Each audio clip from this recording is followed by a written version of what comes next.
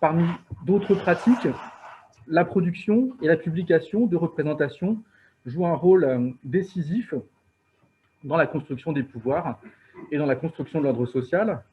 Les historiens reconnaissent ainsi le rôle qu'ont joué les représentations dans l'invention de la noblesse ou des noblesses dans les sociétés monarchiques européennes de l'époque moderne. Et de ces représentations, les plus savantes et les plus riches sont sans doute les traités nobiliaires, c'est-à-dire des livres imprimés pour la plupart qui théorisent la noblesse. Ces livres ont été souvent republiés et même traduits pour certains. Et ces nombreux traités qui circulaient amplement représentent dans ce contexte un important phénomène de librairie. Et au travers de ces livres, les auteurs ont pris part aux controverses relatives à la définition même de la noblesse, aux modalités de sa transmission ou encore à son origine. Parmi ces théories, on trouve fréquemment des développements selon lesquels les fondements de l'ordre social, et en particulier l'origine de la distinction entre noblesse et roture, seraient directement ou quasi directement le fait de Dieu. Autrement dit, plusieurs théoriciens de la noblesse ont sacralisé l'origine d'une société fondamentalement inégale et dominée parmi les laïcs par une élite nobiliaire. La croyance en une noblesse, en la légitimité d'une domination exercée par une élite jugée vertueuse, reposait donc, sous la plume de certains, sur une autre croyance, celle qui faisait de Dieu l'ordonnateur de la société. Alors, je vais essayer de présenter brièvement quelques exemples, quelques-unes des configurations selon lesquelles la noblesse, dans ces traités, a pu faire l'objet d'une légitimation religieuse, chrétienne, biblique. Mais je voudrais formuler quelques précisions relatives à mes choix méthodologiques. Alors ça, ce n'était pas dans le papier que j'avais envoyé, mais il m'a semblé important de le préciser. Je ne prétends pas restituer, à partir des textes, ce que les acteurs du passé pensaient collectivement. Je ne prétends pas apporter un éclairage sur les mentalités. Et supposer que des écrits reflèteraient de manière transparente ce que les gens pensaient à l'époque serait difficile. Rien ou peu de choses permettent, je crois, de documenter une telle identité, et cela a été d'ailleurs montré par ailleurs. Je ne prétends pas davantage restituer ce que les théoriciens, ce que les auteurs de traités eux-mêmes pensaient de la noblesse. Une telle analyse poserait deux problèmes. D'une part, mon propos ne porte pas sur des textes, il porte sur des livres, et parler de livres implique de tenir compte que ces objets étaient contrôlés, censurés par les autorités, et donc écrire dans la perspective d'une publication par l'imprimé impliquait de se conformer à une certaine orthodoxie, conformité qui pouvait être nourrie peut-être par des références aux Saintes Écritures, aux pères de l'Église, par une adaptation du propos au dogme chrétien. C'est vrai pour les traités de noblesse, c'est vrai pour tout type de livres savants, hormis ceux, bien sûr, qui contournaient la censure, comme on l'a vu hier au travers du cas de l'Apéraire, par exemple. D'autre part, les références à l'Ancien Testament, aux évangiles et ou aux pères de l'Église, au même titre que les références gréco-latines, constituent des matériaux quasiment incontournables lorsque l'on rédige un traité, lorsque l'on rédige un livre savant au XVIe, XVIIe siècle. Ces références font partie des codes de l'écriture savante qui sont à cette époque dont il est difficile de se passer, qui constituent des règles, au même titre, peut-être, que des règles de grammaire. Là encore, affirmer qu'un écrit publié, un traité, serait le reflet pur, fidèle, exact et complet de ce que l'auteur pensait, reviendrait à fermer les yeux sur tous les biais induits par les pratiques d'écriture et de publication, et cela reviendrait à occulter tout ce qu'implique le passage à l'écrit. À rebours de ces analogies entre écrit et pensée, écrit et idées, qui de manière anodine sont en fait souvent présents dans l'histoire des idées, mais pas uniquement, il faudrait montrer, en situant l'écriture, en contextualisant l'opération d'écriture avec précision, ce que faisait un littérateur en écrivant, en publiant, par exemple, un traité. Alors, je vais retenir des cas simples, évidents, que je n'aurai pas le temps de développer, même si dans l'idéal, il faudrait développer des études de cas, mais je vais simplement mentionner quelques exemples assez évidents, au travers desquels les auteurs prenaient part au débat politique relatif à la définition même de l'ordre social. Alors, premièrement, comme si la noblesse était issue de la création, De nombreux théoriciens, après Bartholdi, la projettent sur les grandes figures de la Genèse, la référence à la lignée d'Adam, dans la perspective de la définition de la noblesse, présente généralement deux implications. Dans certains cas, elle tend à légitimer la noblesse en la sacralisant et en lui conférant une ancienneté biblique, le critère de l'ancienneté étant bien évidemment très, très fort dans ce contexte. Dans d'autres cas, elle invite à relativiser la permanence et la transmission de la vertu, critère capital de noblesse, au travers de l'épisode de la chute, ou du fratricide commis par Caïn, ou de la malédiction de Cham. Bien des théoriciens font remarquer que la noblesse peut se perdre chez un individu ou entre les générations. L'un ou l'autre aspect est plus ou moins valorisé selon les théoriciens et la définition de la noblesse qu'ils défendent. Par exemple, le Lorrain Florentin de Thieria, défenseur d'une conception fermée de la noblesse au profit des anciens lignages et du critère du sang, de la naissance, préférence qu'il exprime notamment dans les Trois traités, parus à Paris en 1606, il souligne surtout, au travers des anges, au travers de la figure d'Adam, l'ancienneté de la noblesse de race, qu'il qualifie de naturelle, après d'autres, et qu'il oppose aux anoblis, qui, je cite, ont autrefois été ignobles. Alors Thieria, en fait, il était impliqué dans des querelles de préséance à la cour de Lorraine, et il dénigrait les hommes et les familles récemment anoblis. Quelques années plus tard, je prends un autre exemple dans un autre contexte, dans les Discursos de la Nobleza, parus à Madrid et plusieurs fois réédités. Moreno de Vargas insiste quant à lui sur cette mobilité morale et sociale qui distingue Abel de Caïn. Il écrit, je traduis, Abel, parce qu'il était bon et juste, retint et conserva la noblesse d'Adam et Ève, ses parents, qui étaient nobles. Mais Caïn, en raison de sa méchanceté et de son fratricide, la perdit. Moreno de Vargas, formé à Salamanque et gagné aux idées de Bartholdi, gagné aux idées de Tiraco, tout en se référant à des figures aussi anciennes, propose donc une définition bien différente de la noblesse que celle prônée par Thieria. Il conditionne la noblesse à la vertu et relativise donc le critère de la naissance au profit, il l'explique par ailleurs, au profit du pouvoir du roi de dispenser les honneurs en récompense des actes vertueux accomplis au service de la monarchie. Il faut aussi rappeler que la référence à Adam et Ève a également appuyé des discours antinobiliaires, par exemple pendant les guerres de religion, pendant les guerres de la Ligue en particulier.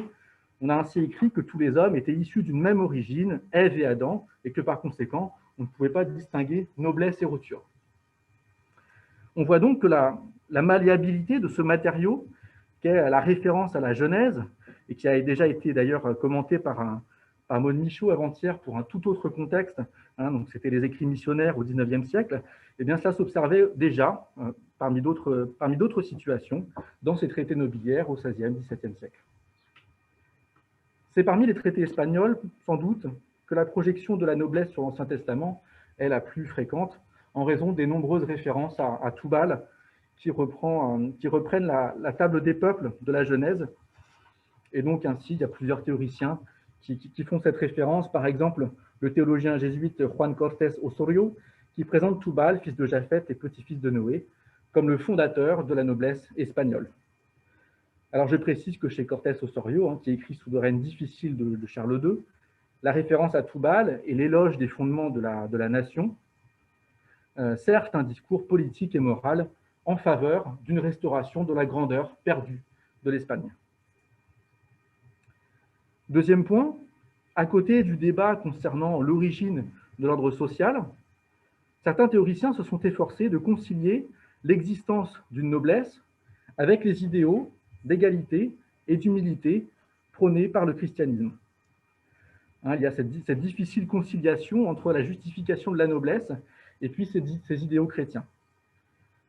Condamnant le péché d'orgueil dans une perspective dévote, Armand de Bourbon, prince de Conti, écrit en 1666, je cite, « Un véritable chrétien doit s'affliger sincèrement et s'humilier profondément de se voir dans la grandeur et dans les dignités. » Alors quand il a été posé, le problème a suscité des réponses variées, le problème de cette articulation entre la justification d'une noblesse et les principes chrétiens d'humilité et d'égalité.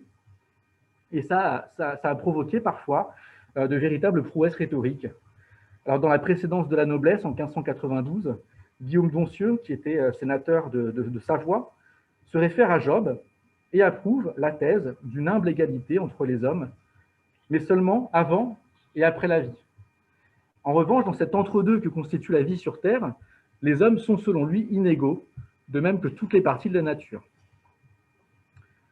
Dans le traité de la grandeur, Pierre Nicole définit celle-ci comme l'union de la concupiscence, de la raison et de la religion. Rappelant que d'après saint Paul, toute puissance vient de Dieu, Nicole explique que la grandeur était une nécessité consécutive à la chute. Et il la définit comme une invention des hommes que Dieu ne fait qu'approuver. Et donc au péché et au désordre, les hommes devaient répondre par une mise en ordre de la société. Celle-ci impliquait, selon Nicole, l'instauration de lois et que l'on donne à certaines personnes le pouvoir de les faire observer.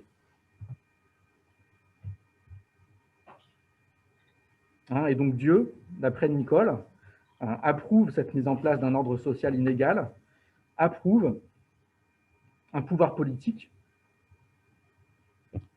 et communique son pouvoir à ces personnes choisies pour gouverner ceux qui leur sont soumis, ceux qui sont soumis donc aux grands. Nicole précise par ailleurs que les grands ont une part à la royauté de Dieu. Je terminerai ce bref exposé consacré aux théorisations des origines de l'ordre social en signalant que selon plusieurs théoriciens de la noblesse, la puissance ou la providence divine intervenait encore régulièrement par la suite dans la distribution des honneurs et de la vertu, et ce, selon différentes modalités. C'est-à-dire que jusqu'à présent, j'ai parlé des théories relatives au fondement de l'ordre social. Est-ce que je vais à présent dire un mot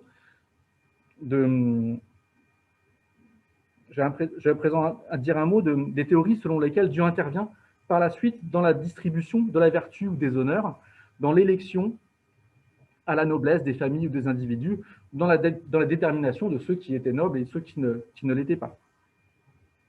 Alors, selon ce qui est différent, selon beaucoup de traités, avant même l'éducation, Dieu intervient dans la transmission de la vertu et du statut social des parents aux enfants, ce qu'ils expriment par des expressions telles que occulte aux semences, secret de la nature, ou encore par le lexique du sang, le sang, la semence, la nature étant alors teintées de connotations religieuses. D'autres théoriciens, et c'est bien différent, tels que Charles Loiseau, donc dans la France d'Henri IV, ou Richard Blome sous la Restauration en Angleterre, sous Charles II, Loiseau, Richard Blome, présentent le roi comme le médiateur des dispenses divines des honneurs. Mais là encore, l'écriture et la publication de leurs traités sont à interpréter comme des actions politiques, dans l'optique de restaurer un pouvoir royal après qu'il fut contesté par les guerres de la Ligue dans un cas, par les guerres civiles révolutionnaires et par l'épisode du Commonwealth dans l'autre. Donc là encore, on voit qu'écrire un traité sur la noblesse, c'est souvent agir sur d'autres choses, et par exemple sur les débats relatifs au pouvoir royal. D'autres théoriciens encore affirment que Dieu intervient directement et régulièrement dans l'inégale distribution de la vertu et des qualités propres à la noblesse. Dans un traité célèbre, maintes fois republié et traduit, le jésuite Nicolas Cossin avance que cette distribution de la vertu et des qualités d'esprit est loin d'être toujours favorable aux enfants des nobles et qu'elle demeure imprévisible. Les contemporains voyaient bien que les enfants des nobles n'étaient pas toujours les plus vertueux et qu'il y avait toujours beaucoup de contre-exemples.